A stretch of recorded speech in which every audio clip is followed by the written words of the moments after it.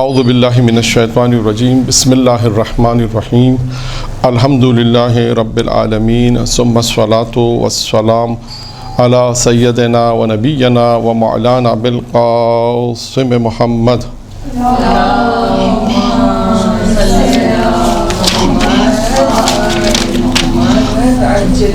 وآل بیتہ الطیبین الطاہرین المعصومین المنتخبین المیامین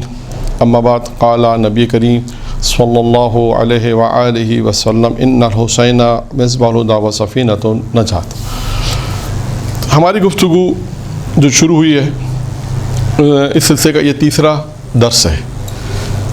کہ امام حسین علیہ السلام نے جو سفر شروع کیا مکہ سے مدینہ، مکہ سے کربلا کا۔ اچھا، اب میں نے پہلے بھی پچھلے درس میں کہا تھا، اس درس میں بھی ایک آپ کی خدمت میں ایک بات پہلے کر دوں کہ آپ لکھیں نہیں اسے، صرف اسے سنیں، اس لیے کہ جس کتاب سے میں پڑھ رہا ہوں اس کتاب کو پچھلی دفعہ بھی میں نے بیان کیا تھا، یہ کتاب ہے الدمغ الثاقبہ۔ اس کتاب سے میں پڑھ رہا ہوں اور لفظ بلفظ پڑھ رہا ہوں، کچھ چیزیں میں نے خلاصہ نہیں کی ہیں، اور کیونکہ سوچا خلاصہ کرنے کا بھی، تو پھر یہ سوچا کہ خلاصہ کرنے میں کچھ چیزیں رہ جائیں گی، اس لیے اس کتاب میں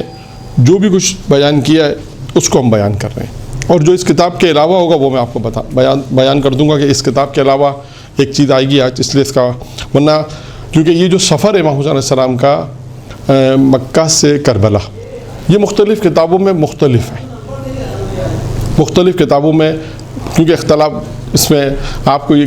سفر اگر دیکھنا چاہیں تو صحیفہ کربلا کتاب ہے فارسی میں، اردو ترجمہ ہے، ایران میں لکھی گئی ہے، یہ امام حسین علیہ السلام کے اوپر، کربلا کے اوپر منفرد کی ہے، نام ان کا منفرد ہے، اس میں آپ کو موضوعات ملیں گے۔ پھر سید انسانیت سید علی نکن صاحب کی ہے، آپ کو اس میں بھی یہ ملے گا۔ اسی طرح حسین بے زبان حسین، یہ کتاب بھی ہے، امام حسین کے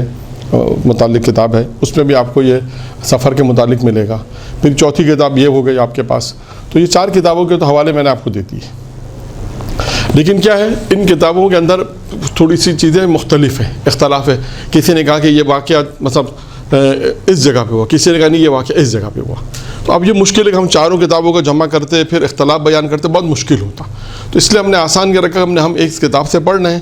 اس کتاب کے مطابق ہم آپ کے سامنے یہ سفر امام حسین علیہ السلام کو بیان کر رہے ہیں کہ امام حسین علیہ السلام نے یہ سفر جب شروع ہوا مدینہ سے ہم نے زیادہ نہیں لیا تھا، صرف مکہ سے ہی ہم نے شروع کیا تھا، اگرچہ مدینہ میں بھی جو امام حسین علیہ السلام نے جو محمد حنفیہ کو جو وصیت نامہ لکھا پھر کبھی انشاءاللہ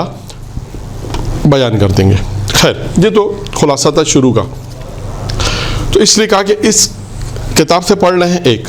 دوسرا، اس کتاب میں انہوں نے ترتیب دی ہوئی ہے، شروع میں ترتیب افراد کی دی ہے، پھر جگہ کے نام کی دیے، اور اس میں بھی یہی، اس میں بھی پھر افراد آ رہے ہیں کہ کون سے افراد امام حسین کو کس مقام پر ملے اور انہوں نے امام حسین علیہ السلام کو کیا مشورہ دیا اور امام حسین نے ان کو کیا جواب دیا۔ یہ بہت تاریخی معلومات ہے اس میں، اور ہر جگہ جگہ پر میں نے اس لیے خلاصہ نہیں کیا کہ جگہ جگہ پر گفتگو اچھی ہے، اور اس میں امام حسین علیہ السلام کے پیغام ہیں اپنے چاہنے والوں کے لیے، کوفہ میں جو خط لکھا وہ کیا لکھا، یہ ساری چیزیں۔ تو ہم نے گفتگو یہاں تک پہنچایا تھا اس کتاب کے حوالے سے کہ ہم نے یہاں تک پہنچا تھا کہ اب ایک خط امام حسین علیہ السلام کو ملا ولید کا، اب ولید ابن عتبہ یا عتبہ کا ابن زیاد کے نام خط، ایک اس کتاب میں انہوں نے لکھا کہ ولید نے امام حسین علیہ السلام کے متعلق ایک خط لکھا ابن زیاد کو، مدینہ کا حاکم تھا یہ۔ جب اس کو اطلاع یہ ملی کہ امام حسین علیہ السلام عراق کی طرف گئے تو ابن زیاد کو اس نے خط لکھا۔ آپ کو ساری چیزیں کتاب میں مل جائیں گی، تمام کی تمام چیزیں آپ کو کتاب میں مل جائیں گے۔ آپ کیونکہ میں اس لیے کہہ رہا ہوں کہ اگر آپ اس کو سنیں گے تو آپ کو مجلس، اگر جو افراد جو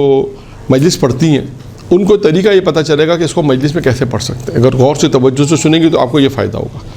کہ اگر آپ کو مجلس میں پڑھنا، یہ موضوع نہیں پڑھا جاتا، اب اس کو پڑھیں مجلس میں، درس میں پڑھیں کہ امام حسین علیہ السلام گئے مکہ سے نکلے تو کن لوگوں سے ملاقات ہوئی، خط لکھا، کیا لکھا، یہ ساری چیزیں، ٹھیک ہے۔ اچھا، خط میں کیا لکھا اس نے؟ اب دیکھیں یہ اب اس دیکھیں اس خط میں جو کچھ لکھا، میں آپ سے پھر وہی باتیں پوچھوں گا تو ٹائم لگ جائے گا انشاءاللہ، آخر میں پوچھوں گا دیکھیں اس خط میں اس نے لکھا، حاکم مدینہ کو لکھا کہ جب مجھے اطلاع ملی، حاکم مدینہ تھا، اس نے ابن زیاد کو خط لکھا کہ جب اسے یہ اطلاع ملی کہ امام حسین عراق کی طرف جا رہے ہیں، عراق کی طرف گئے ہیں، تو اس نے کہا کہ میری معلومات کے مطابق امام حسین عراق کی طرف جا رہے ہیں، تجھے معلوم ہے کہ حسین فاطمہ کا بیٹا ہے اور فاطمہ رسول اللہ کی بیٹی ہے، دو باتیں کہیں۔ ابن زیاد خیال رکھنا کہیں تیرے ہاتھ سے حسین کو کوئی نقصان نہ پہنچے، ابن زیاد خیال رکھنا کہیں تیرے ہاتھ سے حسین کو نقصان نہ پہنچے، ورنہ تیرے اور پورے امیہ کے لیے ایک آفت کھڑی ہوگی جسے دنیا کی کوئی طاقت دور نہیں کر سکتی۔ بالکل واضح الفاظ میں امام حسین علیہ السلام کے متعلق خط لکھا کہ دیکھو، ابن زیاد کو لکھا کہ تم امام حسین علیہ السلام کے متعلق لکھا کہ یہ رسول اللہ کے بیٹے ہیں، فاطمہ کے بیٹے ہیں، اور فاطمہ کون ہے؟ رسول اللہ کی بیٹی ہے، اور ان کو تمہاں سے کوئی نقصان نہ پہنچے، اگر کہیں